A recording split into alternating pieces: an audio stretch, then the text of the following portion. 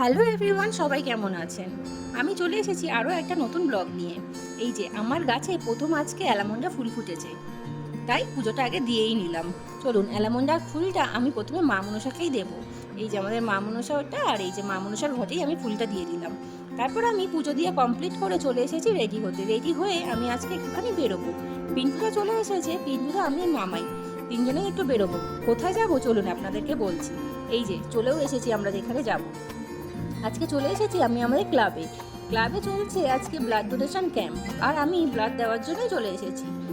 এই যে এখানে অনেকেই বসে আছেন, অনেক মানিগুণী ব্যক্তিরা। তারপর চলুন আমি চলে যাই আমার কাজে। ওই যে এবার আমি আমার নামটা রেজিস্টার করে প্রেশারটা মাপিয়ে সব ফর্মালিটিগুলো পূরণ করে চলে যাচ্ছি ব্লাড দিতে। এই যে এনারা সবাই দিচ্ছেন, এবার আমার পালা। চলুন আমিও দিয়ে দিই ব্লাডটা। এই যে আমি কিন্তু ব্লাড দিচ্ছি। ব্লাড দেওয়া হয়ে গেল, ওনারা কিন্তু আমাকে বসিয়ে রেখেছেন গ্লুকোজ জল এইসব খাওয়ানোর জন্য। আমি দুধ খাই না, তাই আমি গ্লুকোজ আর এমনি নর্মাল প্লেন জল খেয়েছিলাম। তারপর বাড়ির দিকে চলে এসেছি।